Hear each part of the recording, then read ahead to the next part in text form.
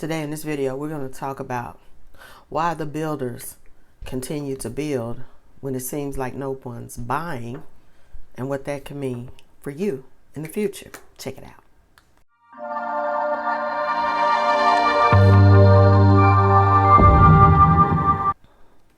Hi, I'm Rhonda Burgess. I'm a real estate broker and mortgage underwriter here in the Nashville, Tennessee area, and my firm is Southern Living Realty Partners. Okay, let's talk about this now.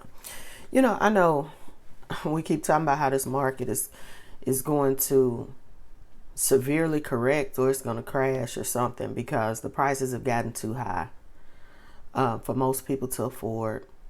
The inventory is going up, up, up. A lot of places, including like where I'm at here in Nashville, have over 6 months worth of inventory. And the interest rates are still, above 6. So that's making all homes, but so less affordable.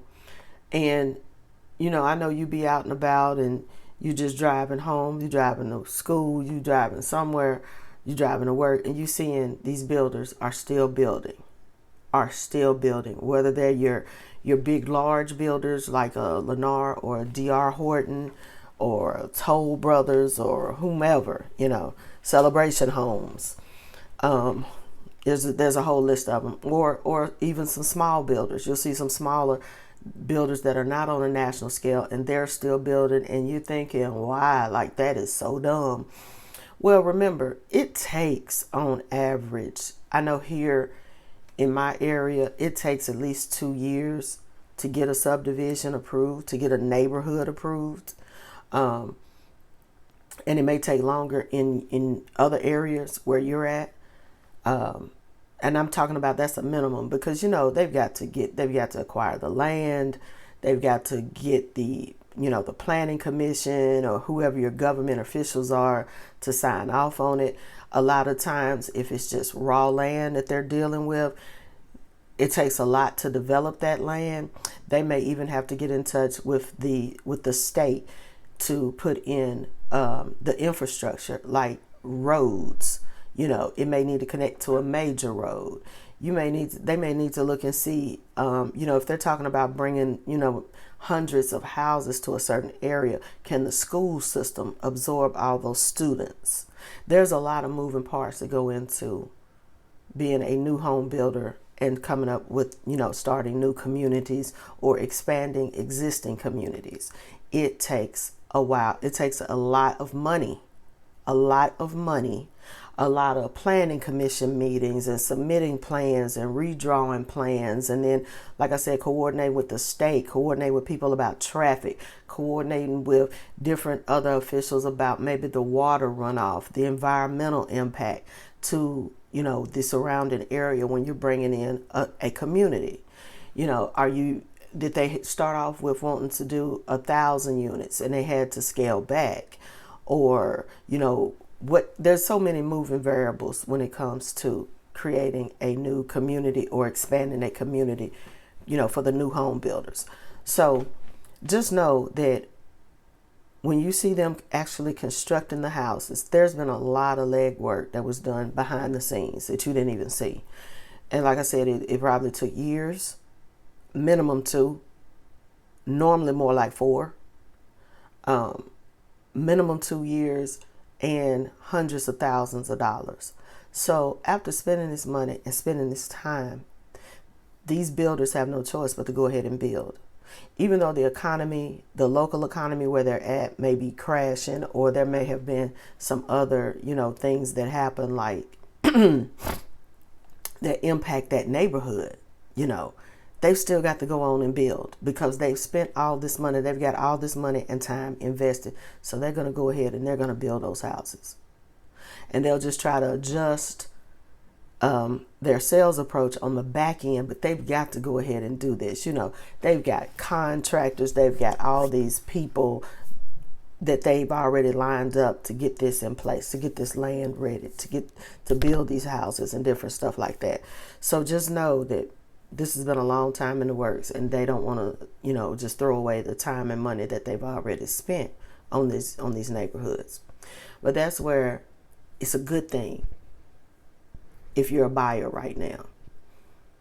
I know I've been telling y'all to hold up, wait. If you ain't got to move, don't do it. If you don't have to buy, don't do it right now. Because, you just need to see what's going to happen in 26. I still stand by that. But I know that's not the situation for everybody. Some people do have to move right now. Maybe your job has transferred you. Maybe your PCS and you're in the military. Maybe you need to move your parents in, or some other loved one that you need to take care of, or assist with their care. Maybe your kids are having a problem getting a job and everything in this economy, and they need to come back home. Maybe you just need a bigger house, whatever. For whatever reason, there are still people that need to buy today. Okay. And those are the ones I'm talking to right now. If you need to buy today, you got to go ahead and you got to make this move right now. And you're looking at new construction.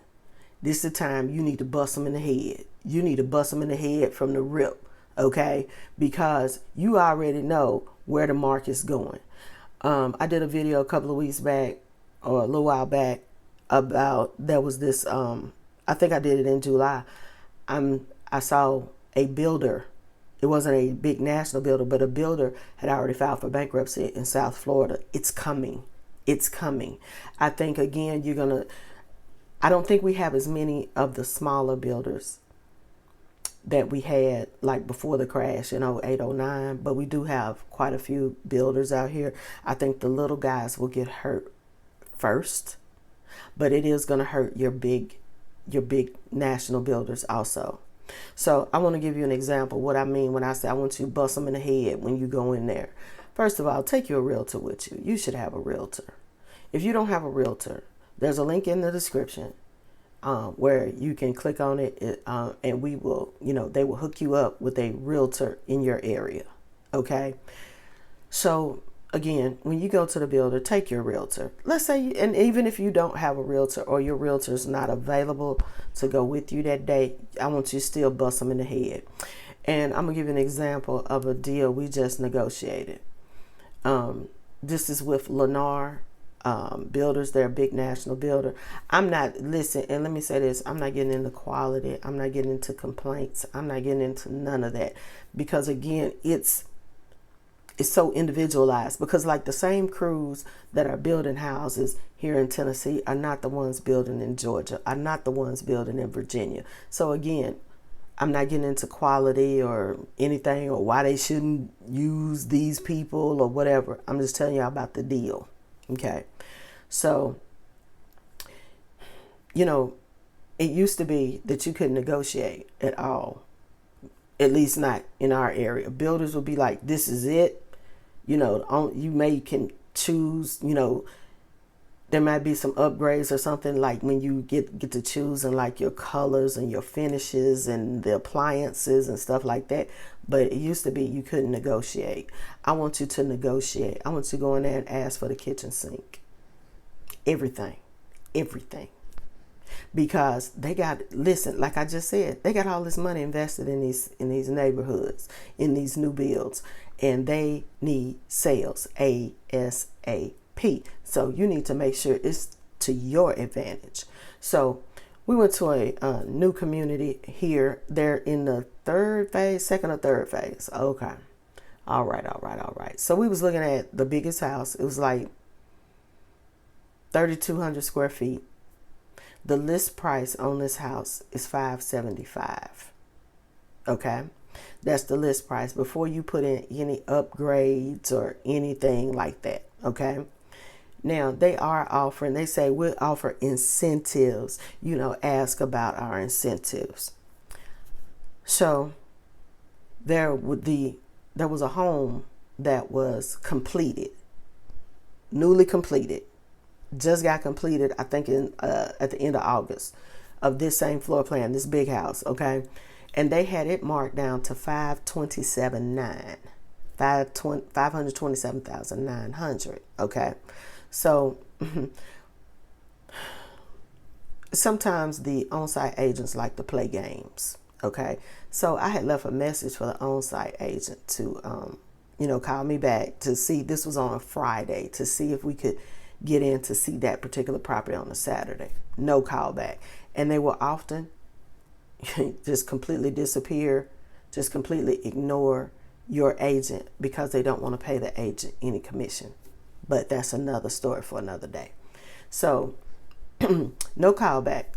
So Saturday, me and my clients go over, just show up. Oh yeah, no, we just had somebody.